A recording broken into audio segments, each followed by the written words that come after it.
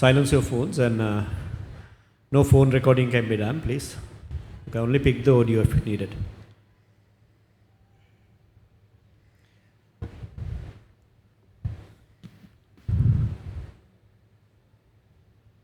Welcome. We do have Kusal Mendis from Sri Lanka.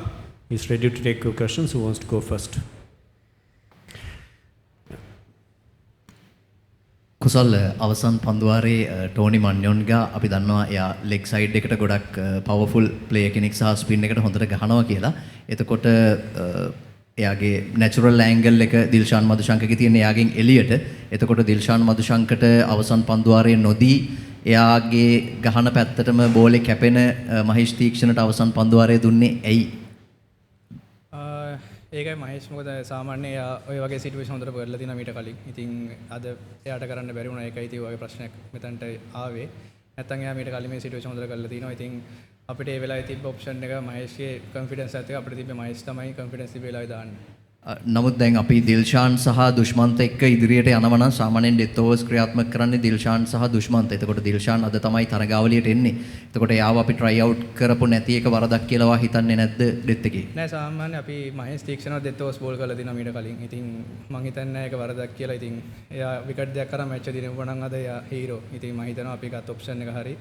ඒ වෙලාවේ එයාට ගහපු හින්දා එයා සාමාන්‍යයෙන් එයාට කැරම් බෝල් ගුග්ලි ඔක්කොම දාන්න පුළුවන්. ඉතින් මයින් කියන්නේ අපිට දිල්ෂාන් හොඳ නැහැ කියන එක මම කියන්නේ. ඉතින් ඒ වෙලාවේ කැප්ටන් ටීම් එක ඩිසයිඩ් කරේ මහේෂ් බෝල් කරන්න. කුසල් මේ තරගාවලිය තුල අපි දැක්ක දෙයක් තමයි විශේෂයෙන්ම ඔයාගේ පන්දුවට පහර දීමේදී තාමත් ඉවසීමෙන් යුතුව ඔයා පන්දුවට පහර දීලා තියෙනවා. කන්සිස්ටන්සි හොඳට සෙල්ලම් කරලා තියෙනවා. බැටිං පැත්තෙන් මොන වගේ දේවල්ද ඔයා පහුගිය කාලේ කරේ මේ කන්සිස්ටන්සි එක හදාගන්න? ඇත්තටම මම කලින් ඕපන් විදියට සෙල්ලම් කරේ. ඉතින් නම්බර 3 කියන්නේ ටිකක් වෙනස් රෝල් එකක්. ඉතින් මගෙන් බලාපොරොත්තුනේ ඕපන් එකට වඩා ඕපන් එක සෙල්ලම් කරනවට වඩා නම්බර 3 කියන්නේ වෙනම මේ සිනාරියෝ එකක්. ඉතින් ඩේල් ටිකක් අදින්න මේ රේට් එකක් තිබ්බොත් අපි ඕපන් එකේ අද තිබ්බගේ මට ඉතින් ඒතර ඒ වගේ කන්ටිනියු කරන්න අවස්ථාවක් එනවා. ඉතින් මම හිතනවා මම කලින්ට වඩා සෑහෙන වෙනස් ගේම් සෙල්ලම් කරේ. ඉතින් මම ඒක මට කෝචින් ස්ටාෆ් එකේ කැප්ටන් මට කිව්වා මොකද්ද මගෙන් බලාපොරොත්තු වෙන්නේ කියන එක. ඉතින් මට මම හිතනවා මේ පැත්තෙන් මට ඒක කරන්න පුළුවන් වුණා. ඉතින් ප්‍රැක්ටිස් වලේ මම නෝමල් දේවල් කරේ, වෙනස් දේවල් ගොඩක් කරේ නැහැ. අර බවුන්ඩරි ලොකු හින්දා ගෙත්තාරමේ පල්ලේ ගැලේ. ඉතින් මම බැලුවේ ගොඩක් කරාට ගැප්ස් වලට ගහලා දෙකේ බවුන්ඩරි ඔප්ෂන් තමයි ගොඩක් බැලුවේ. කුසල් අද කණ්ඩායමක් වශයෙන් පන්දු රැකීම පිළිබඳව සෑහීමකටපත් වෙනවද? මම දැන් මිස්ටේක් දෙක තුනක් වුණා. ඉතින් ඇත්තරම මම හිතනවා ඒක වෙන්න පුළුවන් දෙයක්. අපි මැච් තුනක් කලින් හොඳටම කරලා තිබ්බේ. ඉතින් මම හිතනවා ඒක අපි හදාගන්න ඇත්තරම ඉතින් ඒක වෙච්ච දේ මම හිතන්නේ බවුන්ඩරිස් දෙකක් විතර තුනක් විතර ගියා. ඉතින් ඒක මම දන්නවා. ඉතින් ඒක සමහරවිට මැච් එකට හේතුවක් වෙන්න පුළුවන්. මම හිතනවා ඕවරෝල් ගත්තොත් මේ අපි මේ ෆස්ට් රවුන්ඩ් එකේ මැච් ඔක්කොම ටික අපි හොඳින් ඉවර කරා. ඉතින් බැට්ස්මන්ලයි මේ ෆීල්ඩර්ස්ලා අද තමයි පොඩි එරර් එකක් තිබ්බේ. ඉතින් මම විශ්වාස කරනවා ඉස්සරහට යද්දී ඒක හදාගෙන යන්න පුළුවන් කියලා අපිට.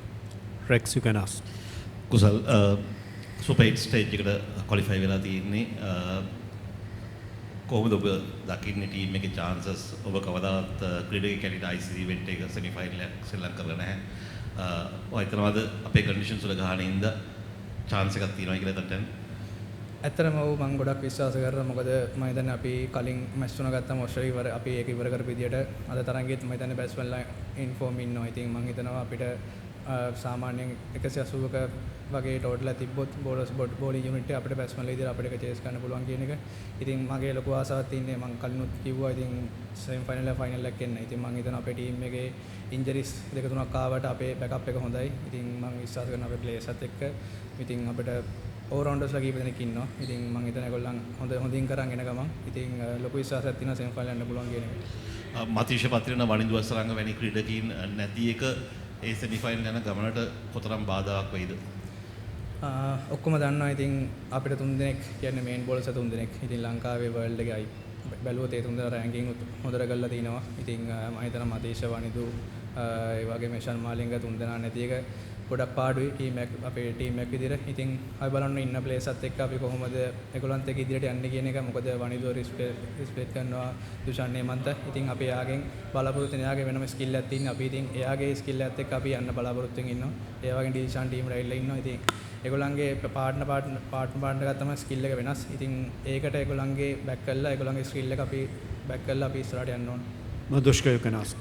කුසල් අපි දැකලා තියෙනවා පාවර් ප්ලේස් වලයි ඩෙත් බෝලින් වලයි හොඳට අපි ළඟදී කරලා තියෙනවා. හැබැයි මිඩ්ල් ඕවර්ස් වල ටිකක් ප්‍රශ්නයක් තියෙනවා. අදත් ඕවර් 10ක් මැද ඕවර් ප්‍රමාණය වුණාද ලකුණු 66ක්ද කොහෙද ගෑවුවා. අයර්ලන්ඩත් වලට ලකුණු 54ක්ද කොහෙද ගෑවුවේ. ඒක ඕගොල්ලන් කතා කරලා තියෙනවා ටීම් එකේ මිඩ්ල් ඕවර්ස් වල පොඩ්ඩක් වැඩියෙන් ඇක්සලරේට් කරලා නැත්නම් රන් රේට් එක වැඩි කරගන්න. ඔව් අපි ඒ ගැන ගොඩක් කතා කරා. ඉතින් මම හිතනවා අපිට එතන ඒක ගොඩක් කැපිලා පේන්නේ මැද විකට ආපු නැති එක. ඉතින් මම හිතන්නේ අපි ඔප්ෂන් එකක් විදිහට මම දැන් දුෂ්මන්ත ටීම් එකට ආවම අපිට මැද ඕවර්ස් වල ඕවරයක් වගේ දාන්න පුළුවන් විකට් එකක් ගන්න try කරන්න. ඉතින් ඇත්තටම අපි බලන්න අපි ගොඩක් කතා වුණේ විකට් ආවේ නැත්නම් අපි රේට් එක පුළුවන් තරම් අඩු කරනවා කියන එක මැද ඕවර්ස් වල. ඉතින් ඊට පස්සේ අන්තිමට විකට් තිබ්බත් අපේ ඩෙත් ඕවර්ස් හොඳ හින්දා අපිට ඒක අල්ල ගන්න පුළුවන්. ඉතින් අපි ගොඩක් කතා වෙන්නේ විකට් ගන්නවට වඩා රේට් එක ගොඩක් අඩුවෙන් බෝල් කරන එක තමයි මැද ඕවර්ස්. බැට් කරද්දී මම හිතන්නේ මැද ඕවර්ස් වල දාන්න කෙත්තාරාමේ ගොඩක් පල්ලේ කැලේ කෙත්තාරාමේ බලද්දී සෑහෙන වෙනස්. ඉතින් පල්ලේ කෙත්තාරාම විකට් ස්ලෝ. ඉතින් ඒක මැද ඕවර්ස් වල අපි ගොඩක් වෙලාවට විකට් අතේ හෑන්ඩ් එක තියාගෙන තමයි අපි යන්න බලන්නේ අන්තිම ඕවර්ස් වල ඒක අල්ලන්න බලාගෙන. ඉතින් මම හිතනවා ටෝටල් එක අද මම හිතන්නේ ලොකු අඩුවක් තියෙනවා කියලා. ඉතින් මැද ඕවර්ස් වල අපිට ඒ වගේ ප්ලෑන් එකක් තියෙනවා. ඉතින් එන්ඩ් එකේදී මොකද අසුන් ශානක ඉන්න අපිට මේ කියන්නේ බවුන්ඩරි ඔප්ෂන් එකක් ගන්න වුණොත් මැද ඕවර්ස් අපිට ටිකක් ඉදිරියට යන්න. Kushal here at the back. What do you think were the differences between this game and the game you played at Pallekele against Australia? Where did the levels go down according to you? And then in terms of confidence, what does it do to the team before going into the Super 8s? Yeah, I think we played a very good game in Pallekele against Australia. Then we are coming to the Kettaram.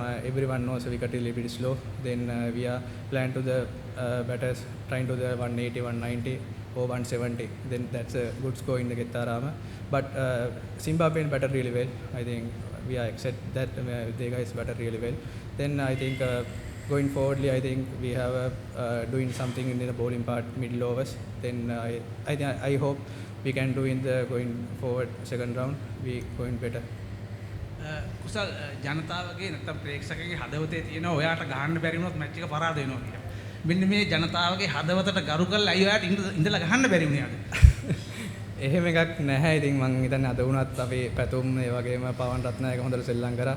ඉතින් මම බලන්නේ කොහොම හරි ඉතින් මමත් ලකුණු අතර ඉන්න තමයි බලාපොරොත්තු වෙන්නේ ටීම් එකටත් ඒ වගේම රටටත් සෙල්ලම් කරද්දී මම ලකුණු අතර ඉන්න ඕන. ඉතින් බලමු ඉස්සරහදී මම බලාපොරොත්තු වෙනවා මීටට හොඳට කරන්න. ඉතින් මම ගැහුවේ නැහැ කියලා මැච් පරදින ඒක වෙන්නේ නැහැ. මීට කලින් මම ෆේල් දිගටම ෆේල් වෙච්ච කාලෙත් බෙතර මැච් දින්නා. ඉතින් බැටින් යුනිට් එක ඇත්තම ගොඩක් හොඳයි දැන්. ඒගොල්ලන්ට මට වුණත් කන්ෆිඩන්ස් එනවා මම අවුට් වුණා. පැතුම් හරි පවන් හරි දසුන් ඉන්නවා. කමිඳු මෙන්ඩිස් ඉන්නවා. එයාට අවස්ථාව හම්බුනේම නැහැ මේ තරඟවලදී. අද තමයි එයාට බැට් ගන්න හම්බුනේ. ඉතින් ඒගොල්ලොත් ලොකු දෙයක් කරා ටීම් එක වෙනුවෙන්. Final question, yes. කුසල් අද තරඟයේ අපි කාසිය වාසිදින්ලා බැට් කරන්නේදී මොන වගේ ටාගට් එකක් දාගෙන දාවේ ලබාගත් ලකුණු ප්‍රමාණය ඔබ හිතනවද ප්‍රමාණවත් කියලා? දෙවෙනි එක තමයි දැන් සුපිරි අටවටයට යන්න කලින් අද තරඟයේ තීරණය යම්සි මානසික අතින් අපිට බලපෑමක් වේද කියන එක. බැට් කරන්න එන්න කලින් අපි නෝමලි කෙත්තරාමේ එන්නේ ලකුණු 170 180ක් මේ ටාගට් එක තමයි. ඉතින් ආවට පස්සේ අපි යන විදිය බලලා තමයි ටාගට් එක හදාගන්නේ. මොකද අපි ගොඩක් වෙලාවට මෙහෙ විකට් වල අපිට එන්න කලින් ටාගට් එක දාගන්න අමාරුයි. මොකද අද ගහන විකට් නෙමෙයි හෙට ගහද්දී එක වෙන තවත් වෙනස් වෙනවා. ආයි ඊළඟ දවසේ ආයි වෙනස් වෙනවා. ඉතින් මම හිතන්නේ අපි මම හිතන්නේ අද තිබ්බ ටාගට් එක ගොඩක් හොඳයි. ඉතින් බැට්ස්මන්ලා ඉදිරියට හොඳ ටාගට් එකක් තිබ්බා. අපිට බෝලිං වල මම කලින් කිව්වා වගේ මැද ඕවර්ස් වල විකට් එකක් දෙයක් ආපු නැතිඳ තමයි මේ අපිට මේ ටාගට් එක මැදි කියලා තේරෙන්නේ. ඉතින් ඇත්තරම අපි හිතුවට සිම්බාබ්වේ කට්ටිය හොඳටම බැට් කරා. ඉතින් ඒගොල්ලන් මම හිතන්නේ අපේ ස්පිනර්ස්ලාව ඒගොල්ලන් ගොඩක් ප්‍රෙෂර් එකකින් අපේ පැත්තට දැම්මා අපේ ස්පින් එකට. ඉතින් අද ඒගොල්ලන් බැට් කරපු විදිහට ඉතින් අපි ඒගොල්ලන්ට දින්න එකට අපි ගොඩක් ඒ කියන්නේ අපි මැද ඕවර්ස් වල කරමු නැතිනම් තමයි අපිට මේ දේ අපිට ටාගට් එක අඩු කියලා තේරෙන්නේ. Thank you very much. Stay there. We are going to start the Zimbabwe press conference after this.